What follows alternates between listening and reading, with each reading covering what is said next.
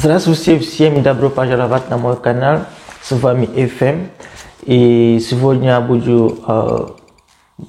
будем говорить о русском языке. Как быстро начать говорить, как быстро учить и начать говорить по-русски кратко. И я сегодня буду поделиться с вами мой опыт, мой эксперимент, как я сделал, чтобы так плавно начать говорить по-русски. И это не сложно, вы тоже можете так говорить, если желание есть. И так, если вот это видео вам интересно, то до конца посмотрите. И погнали!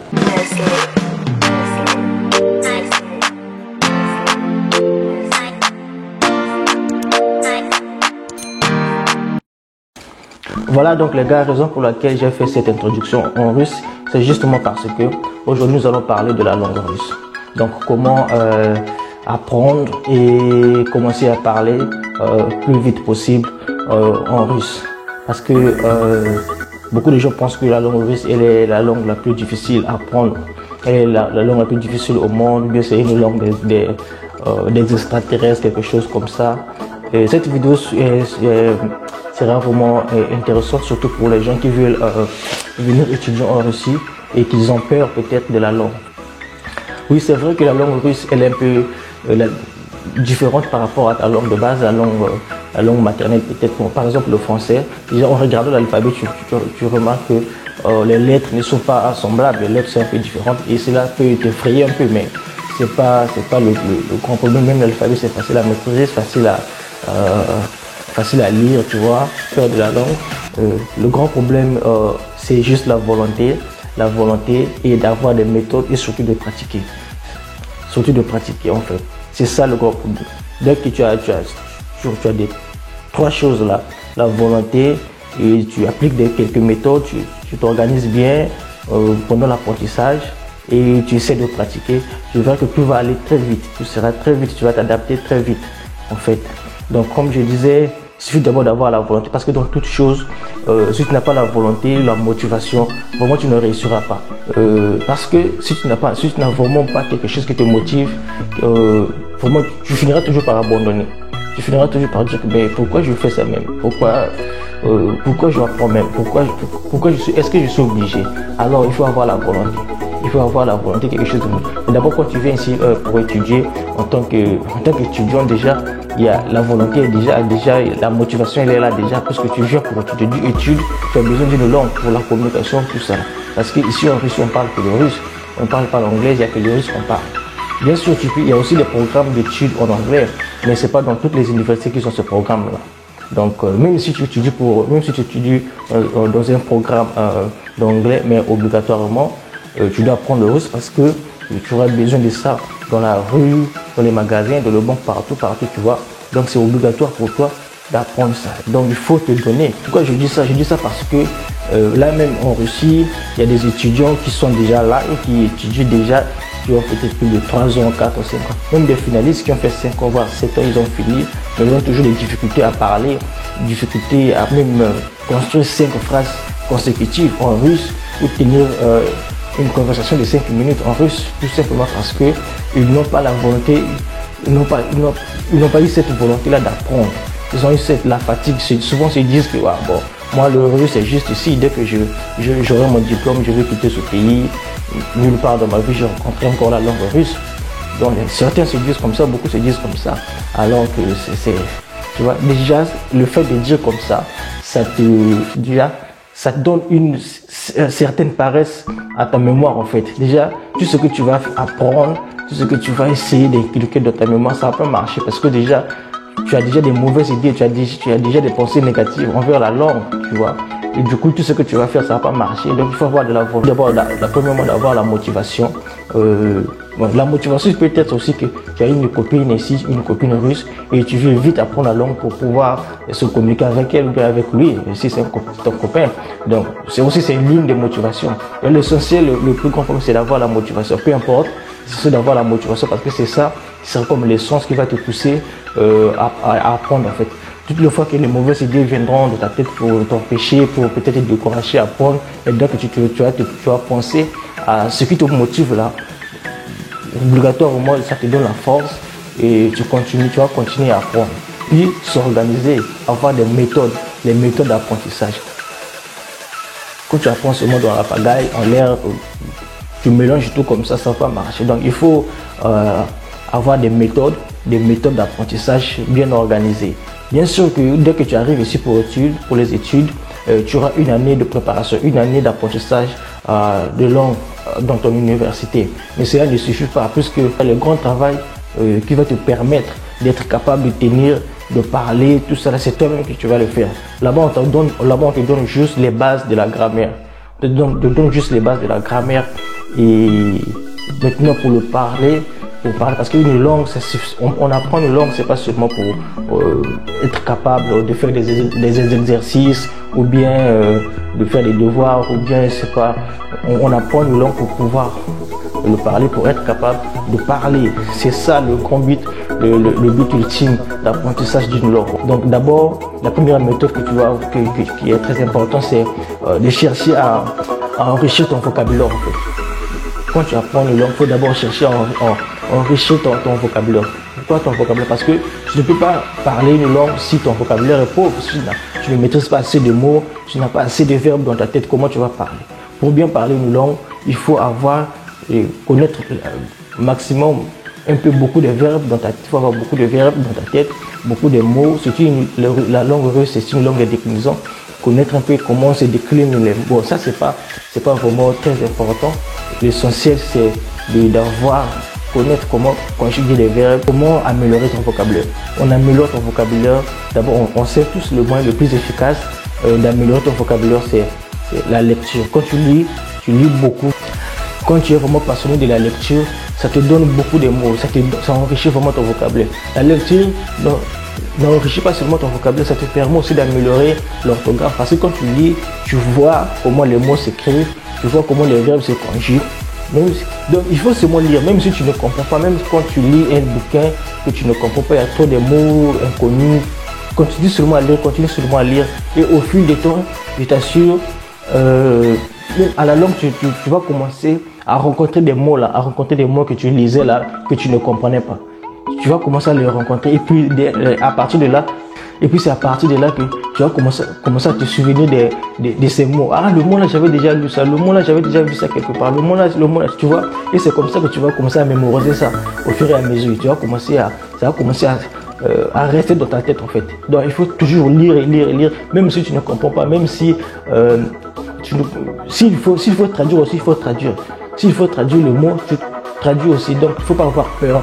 Donc, il faut aimer la lecture. Vraiment la lecture, ça aide beaucoup quand tu apprends une langue étrangère. Ça, vraiment la lecture, elle est efficace. Donc je vous conseille vraiment de beaucoup lire quand tu apprends une langue. Pas seulement le russe, mais n'importe quelle langue. L'anglais, le chinois ou même l'arabe. Donc peu importe la langue une nouvelle langue que tu veux apprendre, il faut vraiment aimer la lecture, lire les livres, les documents dans cette langue-là. Ensuite, tu peux aussi écouter de la musique ou bien regarder les films, tout ça là, les films, la musique dans la langue que tu veux apprendre là. C'est très efficace, ça te permet vraiment d'enrichir le vocabulaire. Tu vas entendre beaucoup de mots, comment les verbes se construisent, comment les mots se construisent, comment les adverbes, tout ça là, ça t'aide beaucoup ça. C'est vraiment très important quand tu apprends la langue. Il ne faut pas seulement être feignant, il ne faut pas seulement attendre que ton professeur te donne les mots, ton professeur te donne tout. Donc toi aussi tu as la part, toi aussi tu dois avoir un travail individuel. Donc il faut t'organiser, il faut peut-être par jour avoir peut-être des heures spéciales ou bien un nombre minimum ou bien maximal des mots ou des verbes à apprendre par jour ou bien par semaine. Par exemple, par jour tu peux apprendre 5 verbes. Donc tu apprends 5 verbes, tu prends les infinitifs et comment tu apprends comment est-ce que ces verbes se conjuguent dans chaque temps. Donc tu vois, par jour, si tu maîtrises, tu fais comme ça, tu vois, tu vas évoluer plus vite, et au bout d'un mois, tu auras vraiment un maximum de verbes, tu vois, puis un maximum de mots que tu as lus, que tu as appris. Et en plus de ça, cela ne suffit pas seulement. Même si tu apprends ta mémoire est pleine de vocabulaire, de nouveaux mots, de verbes, mais si tu ne pratiques pas, vraiment ça sera difficile pour toi de parler. Par exemple, moi, Si on prend mon cas, moi j'ai appris le russe depuis mon pays, depuis le lycée. Depuis que j'étais au lycée, vu que j'ai fait la littérature, donc j'avais choisi la langue russe comme deuxième langue. Donc j'ai fait 3 ans, j'ai appris le russe pendant 3 ans. Mais cela ne suffisait pas, ne me permettait pas de parler. J'étais fort en grammaire, donc j'ai traité bien des exercices de la langue russe, des notions de grammaire, je maîtrisais bien. Mais parler, c'est toute une autre chose parce que tu vois, on n'a pas eu vraiment le temps de pratiquer vu qu'on était, tu vois, on était au pays, au bled, donc tu vas parler avec eux, tu vas pratiquer avec qui, tu vois. Donc du coup, j'avais tout un tas de choses, j'avais beaucoup de choses dans ma mémoire, je connaissais beaucoup de choses, mais les mettre en pratique comme ça, parler, quand on te met en face devant un russe, donc je n'arrivais pas. Je pratiquais, ça demande d'abord le courage, parce que quand tu apprends une langue, il faut avoir le courage de parler aussi, parce que beaucoup de gens, ce qui freine beaucoup de gens, ce qui empêche beaucoup de gens à parler, des fois ils savent bien, ils ont appris, ils ont le vocabulaire, tout est là, mais manque de courage, ça leur empêche de parler. Ils se disent souvent que si je parle, je vais commettre les erreurs, les gens vont se moquer de moi. Si je parle, si je fais ceci, les gens vont se moquer de moi. Donc du coup, ça leur freine et ils préfèrent se taire. Ils préfèrent se taire que de parler. Moi, je ne comprends pas, surtout moi, je ne comprends pas ce phénomène. À la fois, même dans notre propre langue maternelle, mais par exemple en français, tous les jours, on commet des fautes quand on parle. On commet des fautes, mais on ne se gêne pas. On continue toujours à parler, même si on commet des fautes. À la place de là, on met le, à la place de là, on met là. On ne se gêne pas, on continue toujours à parler. Donc, pourtant, c'est la langue qu'on a commencé à parler depuis l'enfance, à l'école, partout, on parlait. Tu vois, donc on ne se gêne pas quand on commet des fautes. Mais pourquoi dans une autre langue, dans une langue étrangère, une langue qu'on apprend seulement, qu'on est en train d'apprendre, on a peur de parler sous prétexte qu'on va commettre des erreurs. Ça, c'est ce que moi, je ne comprends pas. J'ai peur là. N'aie pas peur de commettre des erreurs. Il faut commettre des erreurs. C'est en commettant des erreurs que tu vas évoluer. En commettant des erreurs que tu vas rectifier, tu vas améliorer, tu vas t'améliorer en fait. Donc, il faut enlever ta peur, il faut pratiquer, parler, il faut avoir des amis. Hein? Des amis qui parlent bien. Beaucoup d'amis, par exemple, si tu veux en Russie, il faut avoir beaucoup d'amis russes. Comme ça, tu vas pratiquer avec eux. Il faut parler avec eux quand ils parlent. Toi aussi, il faut être là, il faut pas seulement te taire, il faut parler. Tu vois, c'est comme ça. Il faut un peu abandonner peut-être ta langue maternelle, abandonner parce que cette langue maternelle, tu n'oublieras plus jamais. Tu es né avec, donc en aucun cas tu vas oublier ta langue maternelle, peu importe la situation. Donc tu ne pourras jamais oublier ta langue maternelle. Et il faut un peu oublier. C'est l'erreur que beaucoup de gens, surtout beaucoup des Africains commettent ici. Dès qu'ils viennent, ils sont toujours en comité. Tu verras, francophones ont des francophones, des anglophones ont des anglophones. Donc c'est toujours comme ça, ils se promènent toujours ensemble, ils font tout ensemble. Donc tu vois, comme ça tourne pas en ton avantage en fait. À moins que tu sois toujours, tu apprends une langue étrangère dans ton pays. Quand tu apprends une langue étrangère dans ton pays, c'est un peu difficile pour toi de pratiquer en fait. Il faut, bon, tu peux avoir des professeurs en ligne, des amis en ligne, mais c'est là, c'est pas trop évident en fait. Mais quand tu apprends une langue et que tu vis dans le pays là où on parle la langue, mais il faut un moment où essayer un peu d'oublier ta langue maternelle et comme ça. Donc, quand tu apprends une langue, il faut être curieux. Il faut être curieux. Genre, tout ce qui est écrit en russe, partout où tu passes, partout où tu vois, tout ce que tu vois en russe que tu ne connais pas, il faut toujours avoir cet esprit de curiosité, de vérifier, de traduire qu'est-ce que cela veut dire. Il ne faut pas souvent laisser passer des trucs comme ça. Sois curieux de tout consulter, de demander des questions à ton prof, parce que tu vois, sinon ça sera difficile quand tu arrives à l'école, surtout en première année, c'est difficile. Tu arrives comme ça, le professeur est en train d'expliquer, il parle beaucoup, toi tu ne comprends rien, tu es là toujours avec ton téléphone parce que tout ce que le professeur dit, toi tu ne comprends rien.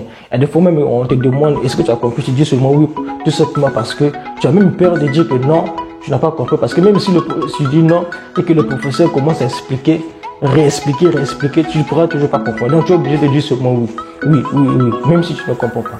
Et si tu dis toi qui seras le premier à vider la salle, donc le professeur va dire que non, on a fini. Donc on dit que non, le cours est terminé, tu seras toujours le premier à partir à vider la salle. Donc pour conclure, je disais, pour plus vite apprendre et commencer à parler la langue russe, donc il faut d'abord avoir la volonté, il faut d'abord aimer la langue, avoir la volonté. Il ne faut pas te dire que je ne pourrais pas, il ne faut pas te dire que ça va pas m'aider à la langue, genre tout ça. Non, dès que tu es là, concentre-toi et puis crée des méthodes d'apprentissage. Donc enrichis d'abord ton vocabulaire, enrichis tous les jours en lisant, en regardant les films, en écoutant de la musique. Donc, tu vois, c'est comme ça que ton vocabulaire va s'enrichir. Tu vas apprendre beaucoup de mots, créer des emplois du temps, peut-être journalier ou bien hebdomadaire. Genre par jour, tu as des heures spéciales d'études, les heures spéciales d'études de lecture, là où tu apprends des mots. Il faut avoir un petit bouquin pour écrire des nouveaux mots, des verbes, tout ça. C'est comme ça que ça se passe.